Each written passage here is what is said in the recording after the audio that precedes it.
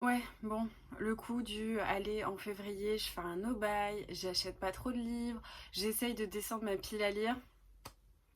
Je crois que j'ai abandonné toutes mes résolutions avant même d'en avoir. Bonjour à tous, bonjour à toutes, j'espère que vous allez bien. Je suis ravie de vous retrouver pour mes vidéos préférées, c'est-à-dire un book haul, et pour le coup, il est assez gros.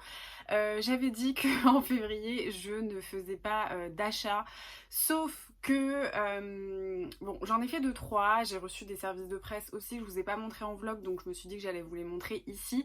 Mais c'est surtout que j'ai acheté des lots en fait sur Vinted, des sagas plus ou moins complètes qui étaient du coup hyper intéressantes financièrement, et du coup et bah, c'est pour ça que j'ai pas mal de livres à vous montrer aujourd'hui, donc j'espère que vous êtes prêts parce que il y a de quoi faire, mais ça va aller je pense assez vite puisque bah voilà, je vais pas passer trop longtemps sur les sagas, mais en tout cas j'ai accumulé pas mal de livres et j'étais super contente bah, de pouvoir vous les montrer et faire une petite vidéo que j'adore tourner, donc on commence tout de suite. J'en ai parlé en vlog ainsi que dans une de mes vidéos je crois sur les sagas que j'avais envie de commencer, enfin il me semble pas avoir mis ça dans les, comment dire, dans les sagas que j'avais envie de commencer, mais j'avais parlé de mon envie de lire beaucoup de sagas historiques et ce genre de choses, c'est vraiment ce dont j'ai le plus envie en ce moment, et vous aviez été nombreuses à me dire mais pourquoi tu lis pas Outlander, surtout si tu adores l'Écosse, et ma copine Marion les aime beaucoup, elle m'en parle assez souvent, donc je me suis dit bon allez je vais peut-être commencer, et en fait je me suis rendu compte que les nouvelles éditions d'Outlander avaient les dos hyper colorés, genre vert, orange, enfin super moche, et du coup là ma petite ma petite lubie des collections bien choisies et introuvables est revenue, et je voulais trouver du coup la première édition, et j'ai trouvé un lot avec du coup bah, les dos qui sont blancs, et donc j'ai pris le tome 1, c'était un lot et c'était vraiment avantageux, le tome 2, ensuite il y a évidemment le tome 3 et le tome 4. Voilà, donc ça fait un bon paquet effectivement de tous les Outlander, mais j'étais super contente, je les ai vraiment pas payés cher, il me semble que c'était à... Oh, je sais plus, je crois en avoir eu pour à peu près 40 € pour l'ensemble, ce qui est vraiment quand même pas cher. Ils sont arrivés dans un super état, et voilà, donc j'ai hyper hâte de les lire. Vous avez été nombreuses à me dire fais gaffe, Outlander, il y a quand même un peu de scène, un peu de romance, etc. Je dois avouer que je suis pas hyper intimidée parce que moi les romans ça me dérange pas si le reste est bien fait, s'il y a de la richesse, de la texture dans le contexte historique, dans tout ça. Donc pour le coup, j'ai pas trop peur de l'effet Virgin River comme certaines avaient pu me prévenir. Et de toute manière, et ben, je me ferai mon avis. J'ai extrêmement hâte de commencer le tome 1. Moi, j'ai pas vu la série Netflix, j'ai rien vu. C'est des énormes pavés par contre. Alors je sais pas, celui-là il fait déjà 800 pages et je le trouvais petit. Non mais c'est fou. Mais j'ai quand même hyper hâte de commencer. Je pense que ça va être une de mes lectures de la semaine prochaine parce que vraiment ils me font super envie. J'ai trop hâte, en ce moment je suis à fond dans ma période écossaise. D'autant plus depuis ma lecture d'un bûcher sous la neige de Suzanne Fletcher. Vous savez que ça a été un énorme coup de cœur pour moi. Depuis, je suis restée bloquée dans la vallée des Genko. Je ne veux plus partir de là-bas. Je veux du Locke, des Glen, des Mac, des clans, tout, la révolte jacobite. Je suis à fond. Donc n'hésitez pas à me faire vos suggestions dans les commentaires parce qu'en ce moment j'ai du mal à repartir de l'Écosse. On va continuer dans les sagas que j'ai trouvées en lot sur Vinted. Alors moi j'achète pas beaucoup, enfin si, j'achète quand même pas mal sur Vinted, mais j'essaye de privilégier le Bon Coin ou les Facebook Marketplace parce que je trouve que parfois on a un livre qui coûte 2 € sur Vinted, et quand on rajoute les frais d'envoi, la protection du coup Vinted, enfin frais de service, on en revient à 6 ou 7 € des fois, donc je trouve que c'est pas forcément avantageux, notamment sur les poches qui sont vendues voilà 2 €, mais finalement quand vous voyez que le poche neuf coûte 9 €, 10 € et que vous revenez à 7 € sur Vinted, des fois ça vaut pas le coup de prendre le risque d'avoir un livre hyper abîmé et je finis par aller dans ma petite librairie locale pour privilégier les commerçants. Donc voilà, c'est pour ça que sur Vinted je regarde, mais c'est vrai que c'est plutôt avantageux pour des lots, et là j'ai trouvé Les mémoires d'un quartier de Louise Tremblay d'Essiambre. Je vous en avais parlé dans mon haul Emmaüs, je sais pas si vous vous souvenez, parce que Déborah du compte Instagram Octave Livresque en avait parlé sous un post en fait de Marion, donc par un soir d'automne, hein, que je cite à peu près à toutes mes vidéos, ça devient une habitude, pour les sagas historiques. Et du coup apparemment c'est un peu Louise Tremblay d'Essiambre, c'est un peu la reine de la saga historique et familiale à Montréal. Et voilà, donc ça parle de toute une famille et donc ils sont plus trouvables en fait, ils ont jamais été réédités, j'ai l'impression. À chaque fois que je les cherche, je les trouve pas trop, il y a des stocks avec des délais de livraison un peu improbables. Donc là je m'étais dit bon bah voilà, je vais regarder sur comment ça s'appelle, sur Vinted, si je trouve pas quelqu'un qui les vend, par exemple le tome 1 et le tome 2 qui me permettrait de commencer. Et j'ai vu quelqu'un qui se séparait de la collection complète, donc j'ai sauté dessus. Ils sont en état, oh là là mais cette lumière à chaque fois c'est compliqué, ils sont en état, voilà, ils ont un petit peu vécu. Moi ça me dérange pas quand j'achète d'occasion, franchement je m'en fiche que les pages soient jaunies. Et donc ils sont regroupés en 2 tomes parce que j'ai vu qu'au Canada en fait c'est chaque personnage a son tome. Là c'est réuni par 2, donc chez Pocket. Et donc il y a Laura et Antoine. Là où par contre j'avais pas remarqué, bon après c'est pas très grave, c'est que le tome 2 est pas du tout dans le même format. Je sais pas si vous voyez, mais il est beaucoup plus grand et du coup beaucoup plus petit, donc il va un peu dénoter. Donc bon après c'est pas très grave, j'essaierai de voir si je peux le retrouver un jour par hasard. Mais oui il est pas du tout dans la même édition, donc ça me perturbe un petit peu. Donc il y a le tome 2 Évangéline et Bernadette, le tome 3 Adrien et Francine, le tome 4 Marcel et Laura, ensuite le tome 5 Antoine et Évangéline, et enfin Bernadette et Adrien le tome 6. Voilà, donc apparemment c'est hyper culte, je crois que ça commence après la Seconde Guerre mondiale il me semble. J'ai pas voulu trop en savoir en fait de cette histoire et être assez ignorante, mais ouais il me semble que c'est 1950, une famille comme tant d'autres, pleine de silence, d'espoir, de secrets et d'histoire. Ça a été vendu à plus de 600 000 exemplaires, ça m'a l'air plutôt chouette, donc ça c'est pareil, j'ai hyper hâte de commencer. J'avais trouvé Charlotte qui est une autre saga de l'auteur à Emmaüs, ça me tentait plutôt bien aussi, donc voilà, je verrai lequel je commence, mais j'ai hâte de découvrir cet auteur parce que j'aime beaucoup les avis de Déborah. Enfin voilà, n'hésitez pas à aller voir son compte Instagram, elle fait beaucoup d'avis sur des classiques, sur la littérature contemporaine, et je trouve que c'est toujours bien analysé, pardon, plutôt bien fait, bien dit, et voilà, ça fait partie des comptes que j'aime beaucoup en ce moment.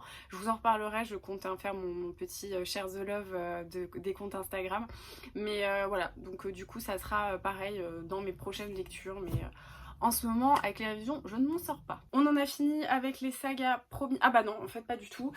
J'ai reçu du coup le tome 3 et le tome 6 de la saga Les 7 sœurs de Lucinda Riley, puisqu'on doit lire le tome 7 en tant que lectrice Charleston et que moi je n'ai lu que le premier tome. Au début je dois admettre que je comptais rattraper mon retard, je suis désolée pour cette lumière, vraiment je tourne entre midi et 2 et du coup j'ai des rayons de soleil qui arrivent comme ça. Je comptais en fait lire du coup l'intégralité de la saga, sauf qu'en fait on n'a pas besoin de donner notre avis, puisque comme pour Pachinko ce sont les avis des journalistes américains qui seront mis en avant. Donc je sais pas en fait si je vais m'imposer de marathonner comme ça la saga des 7 sœurs, sachant que... Non mais regardez cette brique, c'est énorme, je sais pas si... C'est un truc de dingue, je crois qu'ils font... Le dernier là, il est énorme. Il fait 800 pages, mais c'est vraiment... je pense que je peux tuer quelqu'un avec. Quand le colis est arrivé, je me suis dit mais mon dieu, c'est pas possible. Donc voilà, j'ai quand même hâte de poursuivre la saga des 7 sœurs, même si le tome 1 a pas été génial, parce que vous êtes beaucoup à me dire tu vas voir à partir du tome 2 on est à fond, c'est beaucoup plus intéressant. Comme je l'avais dit, moi le Brésil, j'ai vraiment aucune affinité avec ce pays et cette culture, donc tout ce qui se passait en fait dans l'époque historique, vraiment j'étais même pas curieuse des mœurs, de la manière de vivre des gens. Après c'est comme ça, on peut pas être curieux de tout, enfin il n'y a pas de raison, mais c'est juste que voilà, c'est pas un coin du globe qui m'intéresse vraiment. Je pense peut-être d'ailleurs c'est un peu le seul, mais voilà, donc du coup j'avais pas forcément accroché avec le tome 1, mais bon je lirai le tome 2 quand même parce que je suis curieuse de voir bah, comment ça va évoluer cette histoire. Et puis bah, vous êtes quand même pas mal enthousiaste par rapport à cette saga, donc bon, j'ai quand même hâte de savoir pourquoi c'est une saga aussi populaire. Ensuite j'ai acheté d'occasion, alors c'est pareil en fait, hein, j'avais commandé des trucs en janvier, donc finalement en février j'en ai acheté que 2-3 on va dire, hein, ça passe. J'ai acheté La soustraction des possibles d'occasion, donc de Joseph Incardona aux éditions Finitude. C'est vraiment une jolie couverture qui encore une fois va me faire passer pour un vampire. Ce livre, je sais pas trop de quoi il parle, j'ai juste entendu une fois Joël Dicker l'évoquer puisque c'est un compatriote suisse. Et ce livre en fait il traite du monde de la finance, de relations humaines dans ce monde-là, dans la quête du toujours plus. Et je trouve que c'est c'est un milieu que je connais un petit peu, où je peux envisager quelles sont les problématiques de la course à la croissance, de la richesse, de la popularité, voilà, de tout ça. Donc du coup, j'ai bien envie de lire ce livre. Je l'ai vu passer, à vrai dire, nulle part, mais il est toujours resté dans un coin de ma mémoire et ouais, j'ai hâte. Et en fait, ça commence à Genève et je pense que ça va être un voyage tout ça, mais... on parle d'algorithme, d'OGM, une jeune financière prometteuse, voilà. Donc du coup, je sais pas, ça a l'air super chouette. Ensuite, j'ai acheté un livre neuf, c'est assez rare pour être souligné. C'est donc Les Optimistes de Rebecca Mackay aux éditions 10-18. J'ai vu ma copine Estelle dans son avant-dernier carnet de bord, je crois, qui en parlait, qui l'avait reçu. Ça se passe à Chicago dans les années 80 et ça traite, je crois, du sida. C'est tout ce que je sais, c'est tout ce que je veux savoir. Mais en fait, les quelques mots-clés qu'elle a évoqués, alors elle, pour le coup, avait pas l'air hyper emballée.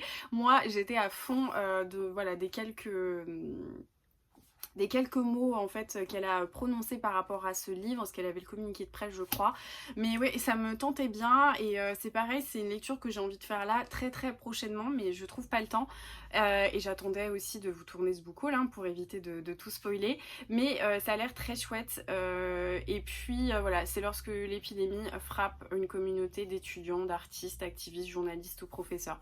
Ça a l'air trop chouette, c'est des périodes que j'adore les États-Unis après les années 70, j'adore les milieux universitaires et les milieux un petit peu artistiques, donc je pense que ça va me plaire et vraiment j'ai hâte de l'attaquer parce que il me fait hyper envie, il était au-dessus de la pile pour les livres de ce book haul et du coup j'ai super envie de le lire. Je ne crois pas vous les avoir montrés dans les vlogs, mais en ce moment je suis assez friande des petites éditions folio à 2 € qui reprennent soit des essais, des traités, des courts textes, des quelques nouvelles puisées parmi des recueils, etc. sur tel ou tel auteur.